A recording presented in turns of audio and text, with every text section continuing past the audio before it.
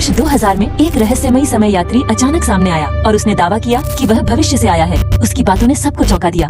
उसका नाम था जॉन टाइटर। उसने कहा, मैं वर्ष 2036 से आया हूँ। मैं भविष्य में सैनिक हूँ और मुझे एक पुराना कंप्यूटर लेने के लिए अतीत में भेजा गया है। उस कंप्यूटर का नाम है IBM 531। उसने बताया कि भविष्य में एक बहुत बड़ी समस्या आने वाली है जिसे केवल यही पुराना कंप्यूटर ठीक कर सकता है। उस कंप्यूटर में एक छुपा हुआ गुण है जो भविष्य के कंप्यूटरों में आने वाली कठिनाइयों को हल कर सकता है। जॉन टाइटर ने यह भी कहा कि वर्ष 2015 में तीसरा विश्व युद्ध हुआ था।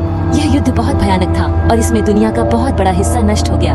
अमेरिका छोटे छोटे राज्यों में बंट गया और कई देश जैसे चीन, रूस और यूरोप के हिस्से समाप्त हो गए। उसने जो सबसे अजीब बात कही वह थी उस पुराने कंप्यूटर के अंदर छिपे रहस्य के बारे में जिसे केवल कुछ चुनिंदा वैज्ञानिक ही जानते थे। बाद में IBM कंपनी के कुछ विशेषज्ञों ने यह स्वीकार किया कि उस कंप्यूटर में वास्तव में ऐसी विशेषता थी। लोगों ने उससे तरह तरह के प्रश्न पूछे, राजनीति, विज्ञान, तकनीक और भविष्य से जुड़े हुए। हर बार उसने बहुत शांत, साफ और समझदारी भरे उत्तर दिए जैसे वह वाकई भविष्य से आया हो।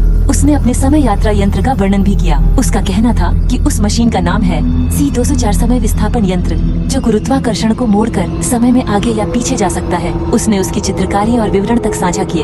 फिर एक दिन बिना कोई चेतावनी दिए जॉन टाइटर गायब हो गया। उसका आखिरी संदेश था, भविष्य आपके निर्णयों पर निर्भर करता है। मैंने अपना कार्य पूरा कर लिया है। अब सब कुछ आपके हाथ में है। आज भी कुछ लोग मानते हैं कि जॉन टाइटर सच में समय यात्री था और कुछ लोग कहते हैं कि यह सब एक बहुत चतुर कल्पना थी। लेकिन सबसे डरावनी बात यह है उसकी कही गई कुछ बातें धीरे धीरे सच साबित हो रही हैं। हम आपके लिए वो कहानियाँ मिलाते हैं जो इंटरनेट पर मौजूद हैं मगर आज तक एक रहस्य बनी हुई है।